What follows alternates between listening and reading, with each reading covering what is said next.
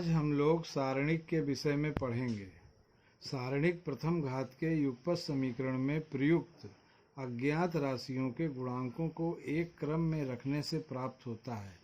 यह युगपत समीकरण को हल करने की एक सरल विधि के रूप में विकसित हुआ। जैसे a1x plus b1y is equal to 0 और a2x plus b2y is equal to 0 को लिख सकते हैं निम्न प्रकार से। चित्र को देखें। पहले स्तंभ में दोनों समीकरण के x के गुणांकों को तथा दूसरे स्तंभ में दोनों समीकरण के y के गुणांकों को लिखते हैं। इसी प्रकार तीन अचर वाले समीकरण a1x plus b1y plus c1z is equal to 0, a2x plus b2y plus c2z is equal to 0, a3x plus b3y plus c3z is equal to 0, इन्हें भी सारणिक रूप में निम्न प्रकार लिखेंगे। देखिए, पहले स्तंभ में a1, a2, a3 ये सभी x के गुणांक हैं। दूसरे स्तंभ में b1, b2, b3 ये सभी y के गुणांक हैं। और तीसरे स्तंभ में c1, c2, c3 z के गुणांक हैं। और ये एक मॉड की तरह लगाते हैं चिन्ह और इक्वल टू 0 लिख सकते हैं। अब हम लोग सारणिक का रूप, अवयव, पद तथा कोटि के विषय में जानेंगे। सारणिक का रूप सदैव वर्गाकार होता है। इसे तुम देख सकते हो क्योंकि इसमें जितनी भी पंक्तियां होती हैं उतने ही स्तंभ होते हैं, अतः ये वर्गाकार हो गया।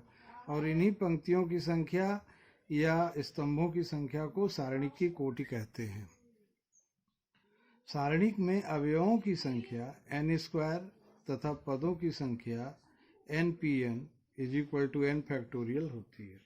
यदि द्वितीय कोटि की सारणिक है तो इसमें दो पंक्ति तथा दो स्तंभ होंगे। इसको निम्न प्रकार लिखेंगे a1, a2, b1, b2।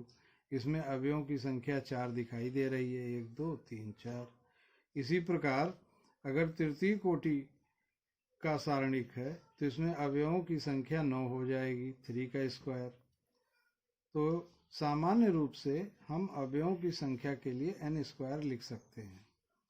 अब ये देखो, ये तृतीय कोटि का सारणिक बना हुआ है a1, a2, a3, b1, b2, b3, c1, c2, c3।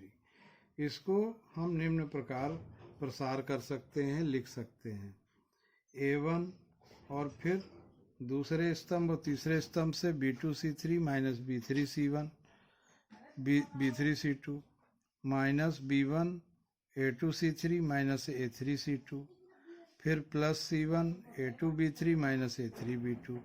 इसमें पदों की संख्या देख लो, 1, 2, 3, 4, 5, 6 हो गई।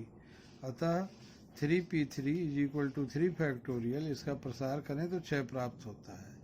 तो ये स्पष्ट हो गया कि इसमें किस प्रकार पदों की संख्या 6 आती है। थोड़ा हम पूर्व ज्ञान को दोहरा लें। NPR ये परमुटेशन क्रमचय से है। NPR इसका सूत्र होता है n फैक्टोरियल अपान n माइनस r फैक्टोरियल। तो 3p3 को 3 फैक्टोरियल अपान 0 फैक्टोरियल लिखेंगे, जो 3 फैक्टोरियल के बराबर हो जाएगा। अब हम ये देखते हैं कि सारणी का विस्तार किस प्रकार किया जाता है। तो तृतीय कोटि के किसी सारणी को लेते हैं जैसा पीछे लिया गया था, तो उसके गुणांकों को इसी प्रकार लिख लेंगे। इसमें 3 पंक्तियां तथा 3 स्तंभ हैं। किसी भी पंक्ति या स्तंभ के सापेक्ष सारणी का विस्तार कर सकते हैं। सुविधा की दृष्टि से प्रथम पंक्ति या प्रथम स्तंभ के सापेक्ष विस्तार करते हैं। यदि हम उपर्युक्त सारणी का प्रथम पंक्ति के सापेक्ष विस्तार या प्रसार करते हैं तो सर्वप्रथम a1 लिखेंगे तथा a1 से जाने वाली क्षैतिज तथा ऊर्ध्व अवयवों को काट देंगे निम्न प्रकार से। ध्यान दीजिए, ये ऊपर कटा हुआ है, क्षैतिज पंक्ति है, ये ऊर्ध्व स्तंभ है, ये दोनों कट गया। अब इसके बीच के अवयवों को इस प्रकार लिख लिए। अब शेष अवयवों को तिर्यक गुणनफल के अंतर के रूप में लिखेंगे। पहला तीर ऊपर से नीचे की ओर तथा दूसरा तीर नीचे से ऊपर जा रहा है। दोनों तीरों की दिशा विपरीत है तथा गुणनफल के मध्य ऋणात्मक चिन्ह आता है। अतः इसे इस प्रकार लिखेंगे a1 b2 c3 minus b3 c2। इसी प्रकार पहली पंक्ति के दूसरे अवयव के लिए भी कार्य करेंगे। ये देखिए, दूसरा अवयव b1 है, तो b1 से जाने वाली खड़ी लाइन ये है और क्षैतिज लाइन ये है, इसके अवयव कट गए। अब हमारे पास a2 a3 और c2 c3 बचा। तो A2 से C3 का गुणा होगा और A3 से C2 का गुणा होगा। इसे निम्न प्रकार लिख लेंगे, B1 A2 C3 minus A3 C2। इसी प्रकार C1 के लिए C1 A2 B3 minus A3 B2 लिखेंगे। इस प्रकार पूर्ण प्रसार A1 B2 C3 minus B3 C2 minus B1 दूसरे ब्रैकेट में A2 C3 minus A3 C2 plus C1 और A2 B3 minus A3 B2। अब यहाँ ध्यान देने की बात है कि मध्य पद क्यों ऋणात्मक हो गया। यह पदों के चिन्हों के कारण होता है जो निम्नवत हैं। पहले का प्लस माइनस प्लस, फिर माइनस प्लस माइनस और प्लस माइनस प्लस, इसीलिए द्वितीय अवयव के लिए चिन्ह ऋणात्मक लिया गया है। अब हम एक उदाहरण लेते हैं, उदाहरण की सहायता से समझते हैं कैसे प्रसार करते हैं। तो डेल्टा से भी सारणिक को व्यक्त किया जाता है। 1 2 4 माइनस 1 3 0 4 1 0 इसका मान ज्ञात करना है। तो इसे सीधे सीधे हम जो है, अब यहाँ देख लो कि ये तीसरा स्तंभ है, उसमें 4 0 0 लिखा हुआ है। इसमें हमें सिर्फ एक पद के लिए विस्तार करना पड़ेगा क्योंकि बाकी दो अवयव जीरो हैं जिनके गुणांक जीरो अपने आप हो जाएंगे। इसलिए हम तीसरे स्तंभ का चयन करेंगे। तो तृतीय स्तंभ के सापेक्ष प्रसार करेंगे तो आसान रहेगा। इसको हम निम्न प्रकार लिख लेंगे, 4 माइनस 1 4 3 1 जो यहाँ पर है, माइनस 0 इसके गुणांक और फिर प्लस 0 इसके मान तो शून्य।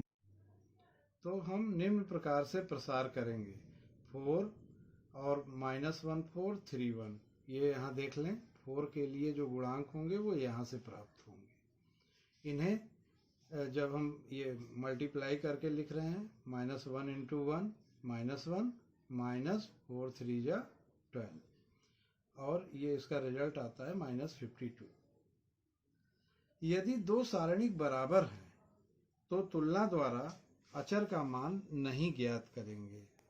उदाहरण जैसे देख लीजिए, 3x x1 इक्वल टू 3 4 2 1।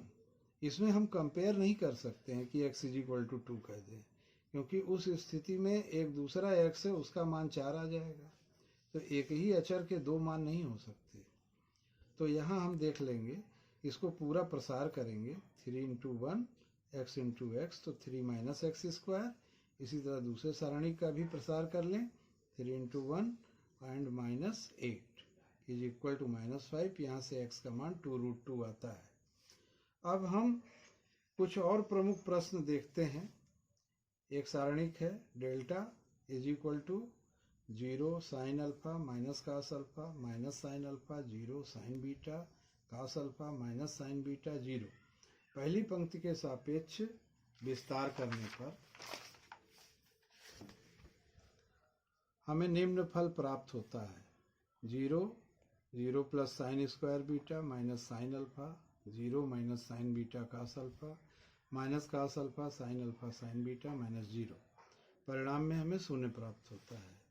इसके बाद हम ये पहली एक्सरसाइज आ जाती है, 4th हर्षरूप शर्मा की। अगर किताब आपके पास है तो उससे हम देख सकते हैं, कुछ उसके सवाल, महत्वपूर्ण सवाल लगाए जा सकते हैं। क्वेश्चन नंबर 8 देखें, 1 0 0 3 पाई अपान 10 कास 3 पाई अपान 10 साइन 3 पाई अपान 10 2 पाई अपान 10 साइन 2 पाई अपान 10 कास 2 पाई अपान 10। इसमें पहले स्तंभ में 1 0 0 है, इसलिए हम पहले स्तंभ के सापेक्ष ही प्रसार करेंगे और इस तरह से हम प्रसार कर लेंगे और हमें परिणाम शून्य प्राप्त होगा। अब होमवर्क के लिए आप लोग कुछ सवाल नोट कर लीजिए। ये देखिए, ठीक है, ये 5 सवाल आप लगा के देख लीजिएगा। जो नहीं आएगा उसे आप पूछिएगा, बताइएगा, ठीक है।